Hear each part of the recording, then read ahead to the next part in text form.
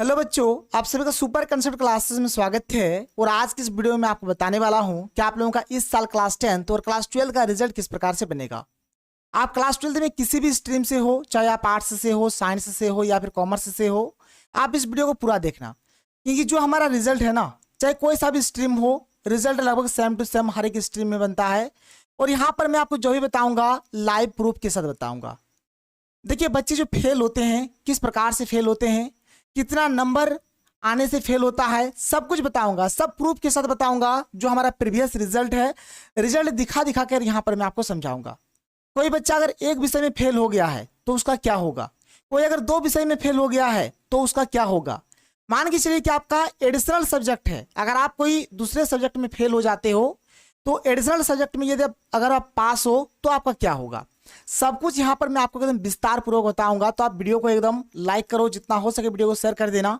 Channel पर अगर आप लोग पहली बार आए हो तो चैनल को सब्सक्राइब कर देना, क्योंकि आगे का जो तैयारी है, अगर आप क्लास 10th में हो तो आगे क्लास 11th का तैयारी, और अगर आप अभी 12th में हो तो आगे CUET का तैयारी, हर एक तैयारी इसी चैनल में होगा। इसलिए आप लोग फटाफट चैनल को सब्सक्राइब कर देना।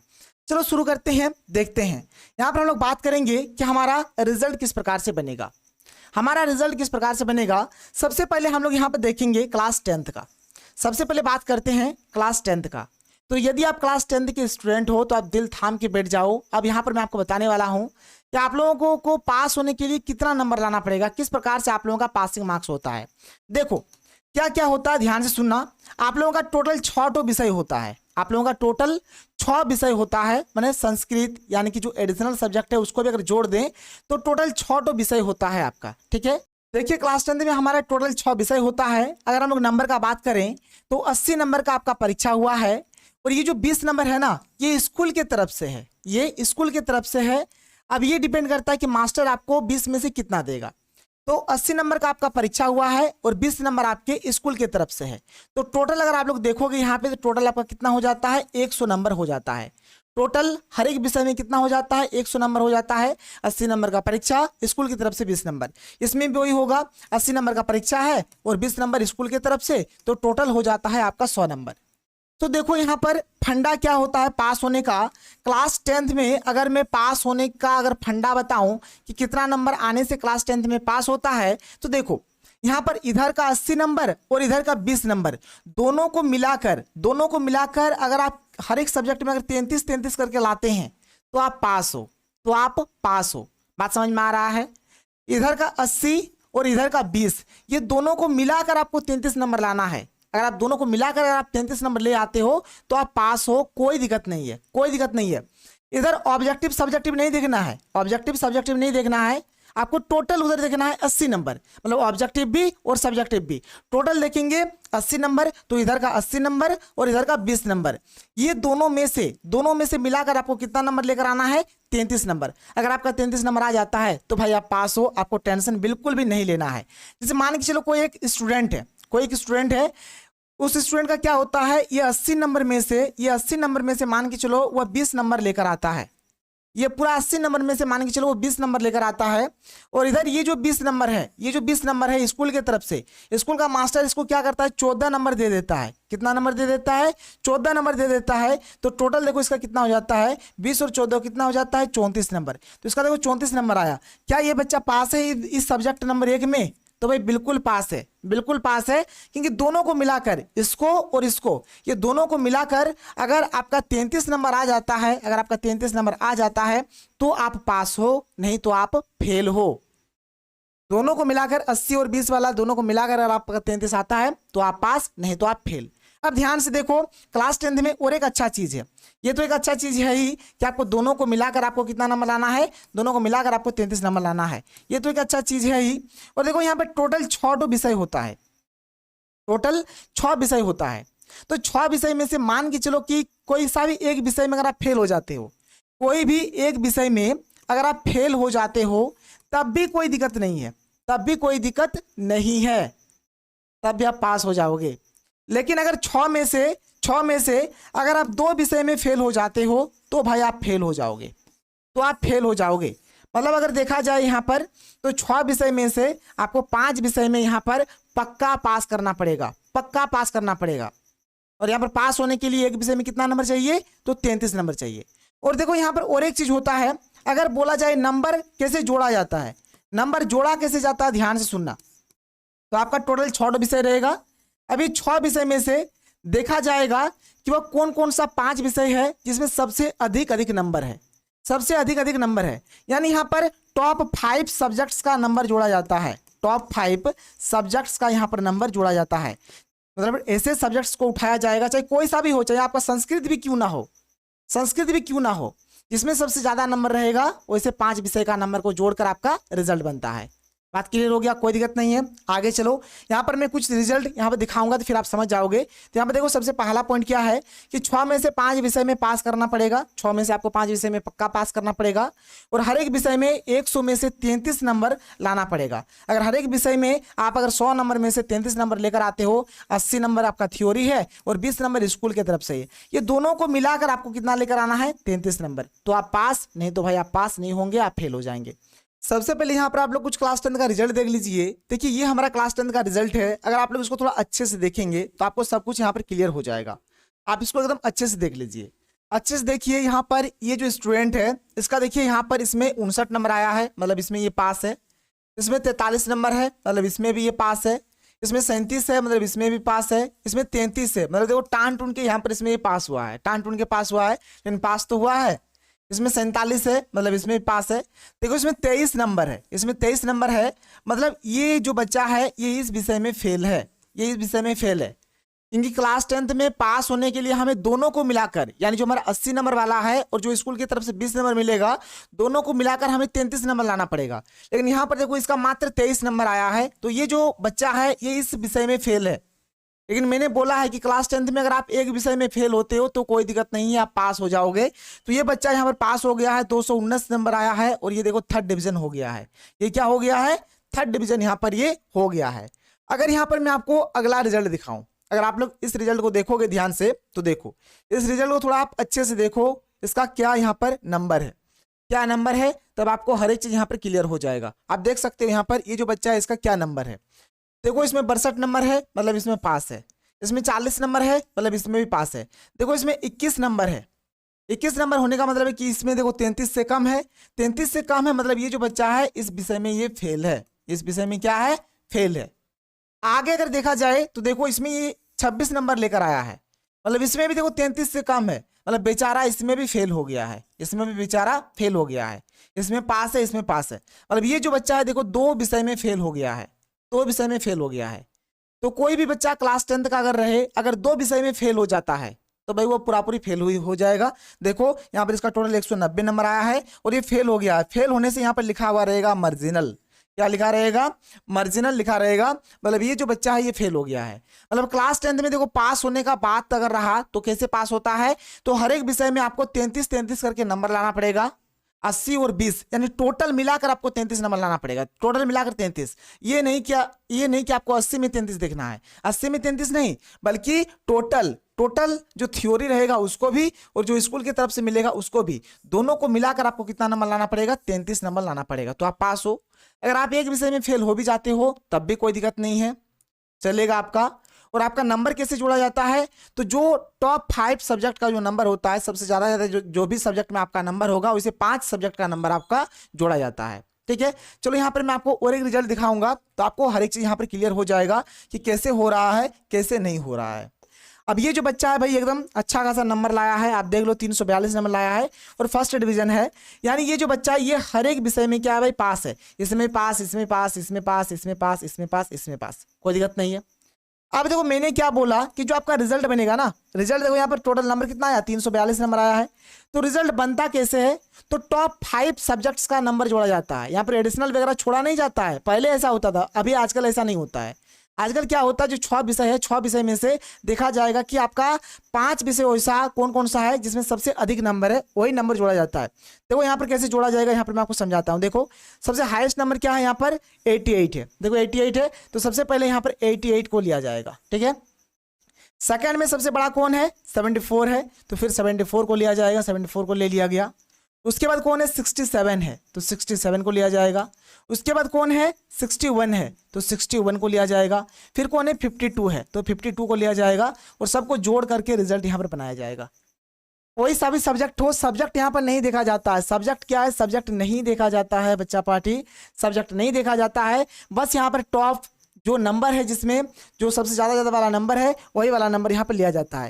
देखो जोड़ो यहाँ पर 2 और 1 3, 3 7 10, 10 और 4 14, 14 और 8 22 के 2 हाथ में रहा 2, तो 8 और 2 10, 10 7 17, 17 और 6 17 6 23, 23 6 23 6 29, 29 और 5 29 और 5 कितना हो गया 29 और 5 34, 342। देख लो कितना नंबर है भाई 342। और देखो इसका कितना आया है यहाँ पे, आप देख सकते हो यहाँ पे 342 ही आया है। देख लो, तो ऐसे आपका रिजल्ट बनेगा। और पास फेल का जो फंडा है मैंने आपको समझा दिया, यानी कि टोटल भाई मतलब आपका इधर वाला जो है इसको भी जोड़ा जाएगा और इसको भी जोड़ा जाएगा, दोनों को जोड़कर बस आपको 33 नंबर लेकर आना है। अगर आप 33 नंबर लेकर आते हो तो आप पास हो, नहीं तो आप पास नहीं हो, आप फेल हो जाओगे। क्लास 10 का काम खत्म। क्लास 10 में क्या होता है, कैसे होता है, मैंने आपको समझा दिया। अब आगे चलो क्लास 12 का अब हम लोग बात करेंगे। तो क्लास 12 का बात करेंगे। क्लास 12 में चाहे आप आर्ट्स स्ट्रीम से हो, साइंस स्ट्रीम से हो या फिर कॉमर्स स्ट्रीम से हो, सबका फंडा एक ही होगा।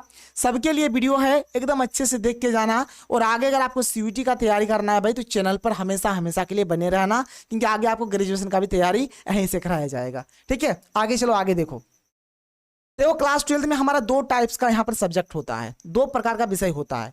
एक वैसा विषय जिसमें प्रैक्टिकल नहीं होता है, जिसको हम लोग बोलेंगे नॉन प्रैक्टिकल वाला विषय। क्या बोलेंगे, नॉन प्रैक्टिकल वाला विषय। अब नॉन प्रैक्टिकल वाला विषय में जैसे हमारा हिंदी हो गया, इंग्लिश हो गया, इकोनॉमिक्स हो गया, मैथ हो गया, हिस्ट्री हो गया, ठीक है, पॉलिटिकल साइंस हो गया, तो ये सब में हमारा प्रैक्टिकल नहीं है, मतलब ये नॉन प्रैक्टिकल वाला हो गया।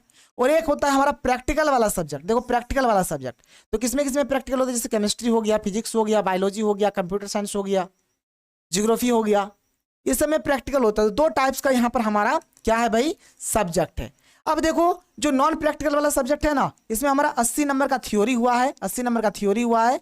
और 20 नंबर क्या होगा, ये आपके स्कूल की तरफ से है, स्कूल की तरफ से या फिर कॉलेज की तरफ से है। और जो प्रैक्टिकल वाला है ना, प्रैक्टिकल वाला में क्या हुआ है, 70 नंबर का परीक्षा हुआ है, 70 नंबर का परीक्षा हुआ है। और 30 नंबर स्कूल की तरफ से या फिर कॉलेज की तरफ से है। ये आपका प्रैक्टिकल कहलाएगा, ठीक है। और ये आपका कहलाता है इंटरनल असेसमेंट। बात समझ में आ रहा है, ये सब के ऊपर ध्यान नहीं देना है। मतलब जो नॉन प्रैक्टिकल वाला होगा इसमें से आपका 80 नंबर का परीक्षा हुआ है और 20 नंबर आपके यहाँ पर स्कूल या फिर कॉलेज की तरफ से। जो प्रैक्टिकल वाला है ये आपका 70 नंबर का परीक्षा हुआ है और ये 30 नंबर आपके स्कूल की तरफ से या फिर कॉलेज की तरफ से। अब आगे चलो, यहाँ पर मैं आपको एक एक करके विस्तार से समझाता हूँ, ध्यान से सुनो, आपको हर एक चीज समझ में आ जाएगा। देखो भाई, सबसे पहले बात करते हैं नॉन प्रैक्टिकल वाला, मतलब जिसमें प्रैक्टिकल नहीं है। जिसमें प्रैक्टिकल नहीं है उस सब्जेक्ट में क्या हुआ है, 80 नंबर का हमारा थ्योरी वाला परीक्षा हुआ है और स्कूल की तरफ से या फिर कॉलेज की तरफ से यहाँ पर कितना मिलने वाला है आपको, 20 नंबर। मतलब ये 20 नंबर स्कूल की तरफ से या फिर कॉलेज की तरफ से है। अब मास्टर कितना देगा ये आपके ऊपर डिपेंड करता है और मास्टर के ऊपर डिपेंड करता है, ठीक है। तो बात को ध्यान से सुन लो भाई, बात को ध्यान से सुन लो। तो थ्योरी हो रहा है आपका 80 नंबर का और स्कूल या फिर कॉलेज की तरफ से मिलेगा आपको 20 नंबर। क्लास 10 में कुछ अलग होता है, क्लास 10 में दोनों को जोड़कर 33 नंबर आपको लाना होता है। लेकिन क्लास 12 में ऐसा नहीं होता है भाई। क्लास 12 में होता क्या है, देखो ये 20 नंबर को अभी आप इसको छोड़ दो, इसको आपको देखना भी नहीं है, इसको आपको देखना भी नहीं है, इसके ऊपर कोई ध्यान नहीं देना है।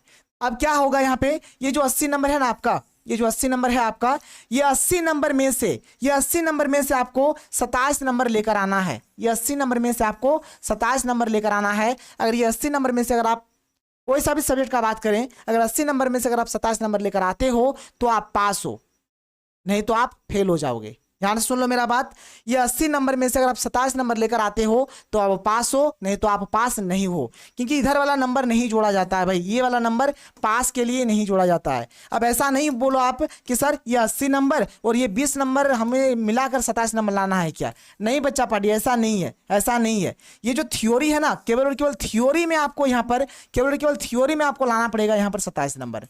केवल थ्योरी में आपको लाना पड़ेगा 27 नंबर। अगर 27 आता है तो सही है, नहीं तो भाई आप एकदम मतलब फेल। कोई मतलब यहाँ पर गुंजाइश नहीं, कोई गुंजाइश नहीं। बात समझ में आ गया। आगे चलो, अब वैसा सब्जेक्ट जिसमें हमारा प्रैक्टिकल होगा, मतलब प्रैक्टिकल वाला सब्जेक्ट।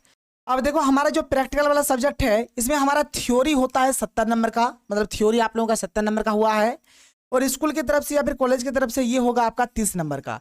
तो यहाँ पर देखो पास होने के लिए कितना नंबर चाहिए भाई, ये जो थ्योरी आपका हुआ है ना 70 नंबर का, ये 70 नंबर में से आपको भाई चाहिए 24 नंबर। 24 नंबर पास होने के लिए आपको चाहिए, मतलब चाहिए, कहीं से भी चाहिए मतलब चाहिए, इससे कोई लेना देना नहीं है। अब ये नहीं कि सर इसको आप जोड़ के 24 नंबर लाओगे, नहीं, केवल केवल थ्योरी में आपको 70 में से 24 नंबर लाना पड़ेगा, तो आप पास हो, नहीं तो आप पास नहीं हो। इतना बात खोपड़ी में घुस गया है। अब आगे चलो, आगे मैं आपको समझाता हूं।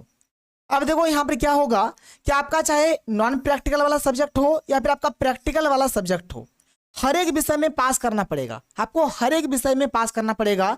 मान के चलो कि आप कोई सा भी अगर एक विषय में भी अगर आप फेल हो जाते हो, एक विषय में भी अगर आप फेल हो जाते हो तो आप फेल, आप पूरा पूरी फेल, आप पूरा पूरी फेल। बात को समझ लो अच्छे से। अगर आप कोई सा भी एक विषय में अगर फेल हो जाते हो तो आप पूरा पूरी फेल, चाहे आप आर्ट्स से हो, साइंस से हो या फिर कॉमर्स से हो, चाहे आपका सब्जेक्ट प्रैक्टिकल वाला हो या फिर नॉन प्रैक्टिकल वाला हो, अगर कोई सा भी अगर आप एक सब्जेक्ट में अगर आप फेल हो जाते हो तो आप पूरी तरीके से कंप्लीटली आप फेल हो जाओगे। ठीक है। कोई कोई बच्चा अगर एडिशनल सब्जेक्ट रखा है तो उसका क्या होगा, इसको भी मैं आपको बताऊंगा। और जितने भी आपने अभी तक वीडियो देखा होगा, जितने भी यूट्यूबर्स ने वीडियो बनाया है, सब आपको गलत जानकारी दिया है। और यहाँ पर मैं आपको जो जानकारी दूंगा एकदम प्रूफ के साथ एकदम बताने वाला हूँ भाई, लाइव प्रूफ दूंगा, टेंशन आप लोग मत लो। आगे देखो, यहाँ पर मैं आपको समझाता हूँ, ध्यान से देखो, ध्यान से देखो भाई। पहले आप कुछ रिजल्ट देखो, फिर आपको यहाँ पर एकदम सब कुछ क्लियर हो जाएगा, क्या मैं बोल रहा हूँ क्या मैं नहीं बोल रहा हूँ। देख लो भाई, यहाँ पर पहले आप तो रिजल्ट देखो, पहले आप यहाँ पर रिजल्ट देखो। आपको केवल केवल देखना है थ्योरी वाला, थ्योरी वाला, प्रैक्टिकल से लेना देना नहीं है, प्रैक्टिकल से लेना देना हमको नहीं है। तो देखो यहाँ पर इंग्लिश में इसका आया 76, मतलब इसमें पास है, कोई दिक्कत नहीं है। अब यहाँ पर ये जो फिजिक्स है ना, फिजिक्स में बेचारा का नंबर आया है 18 नंबर। फिजिक्स में कितना नंबर आया है? 18 नंबर आया है बेचारा का। ठीक है। केमिस्ट्री में ये बच्चा पास है, इनके 38 नंबर आया है। मैथ में 55 आया है, मतलब ये पास है। और CMS यानी कि कंप्यूटर साइंस में इसका 46 आया है, मतलब ये पास है। लेकिन इसका देखो फिजिक्स में आ गया कितना नंबर, फिजिक्स में इसका आ गया 18 नंबर। फिजिक्स में कितना नंबर आ गया? 18 नंबर। और फिजिक्स हमारा क्या है? एक प्रैक्टिकल वाला सब्जेक्ट है। और अभी मैंने बोला कि जो प्रैक्टिकल वाला सब्जेक्ट जो होगा उसमें पास होने के लिए चाहिए 24 नंबर। उसमें पास होने के लिए क्या चाहिए? 24 नंबर चाहिए। एक्चुअली में 23.1 चाहिए, बट उसको हम लोग मान लेते हैं करीबन 24 के आसपास। ठीक है, 24 के आसपास हम लोग मान लेते हैं। तो देखो 24 नंबर चाहिए, लेकिन यहाँ पर इसका 24 नंबर है ही नहीं, 18 नंबर है। मतलब ये जो बच्चा है इस विषय में यानी कि फिजिक्स में वो क्या है? फेल है, फिजिक्स में फेल है। यानी देखो ये एक विषय में फेल है। अब एक विषय में फेल है तब भी ये कंप्लीटली क्या हो गया? फेल हो गया। देखो इसका 303 नंबर आ रहा है, लेकिन कोई काम का नहीं। 303 नंबर है लेकिन कोई काम का नहीं, बेचारा क्या हो गया? फेल हो गया। बात समझ गया आप? समझ में आ गया? आगे चलो, अभी मैं आपको ओरो रिजल्ट दिखाऊंगा, आप ओरो रिजल्ट देखो।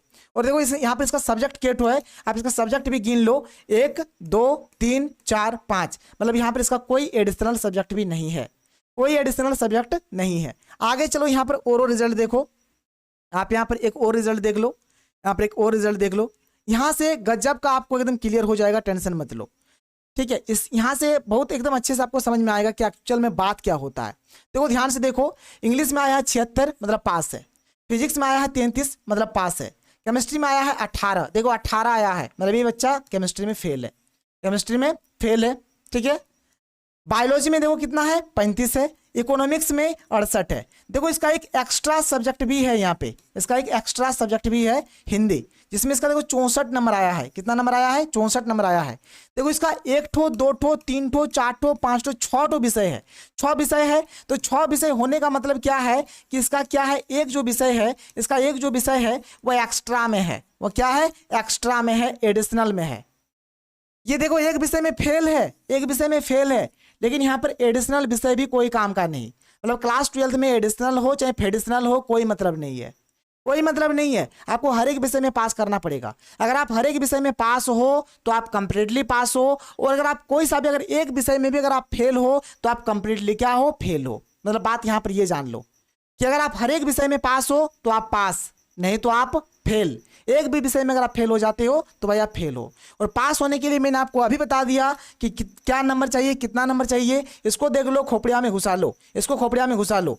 अगर आपका सब्जेक्ट प्रैक्टिकल वाला है तो थ्योरी में से देखो 70 नंबर में से आपको 24 नंबर चाहिए। ये वाला आपको देखना नहीं है, ये आपको देखना नहीं है। ठीक है, ये जितना आएगा जितना नहीं आएगा ये बाद में देखा जाएगा। अगर हम लोग बात करें नॉन प्रैक्टिकल वाला, तो नॉन प्रैक्टिकल वाला आपको देखो 80 नंबर में से आपको इसमें 27 नंबर लाना पड़ेगा। ये जो 20 नंबर है इसको आपको देखना भी नहीं है, इसको आपको देखना भी नहीं है। तो कुछ ऐसे रिजल्ट बनता है। क्लास 10th का फंडा बहुत अलग है, क्लास 12th का फंडा बहुत अलग है, और मैंने जो आपको जिस तरीके से बताया ऐसा कोई भी नहीं बताया होगा भाई, एकदम 100% का गारंटी है। मैंने आपको जो भी बताया एकदम लाइव प्रूफ के साथ दिखा दिया कैसे होता है, क्या होता है। और एडिशनल हो चाहे फेडिशनल हो, किसी का भी नंबर नहीं जुड़ता है। अगर आप एक विषय में फेल हो तो आप पूरी तरीके से फेल हो, और अगर आप हर एक विषय में पास हो तो आप पूरी तरीके से पास हो। ऐसे बनता है क्लास 12th आर्ट्स, साइंस और कॉमर्स का रिजल्ट। तो ये रहा हमारा आज का वीडियो। अगर आपको वीडियो पसंद है तो वीडियो को लाइक करिए, जितना हो सके वीडियो को शेयर करें। तो मिलते हैं हम लोग अगले वीडियो में। थैंक यू, जय हिंद।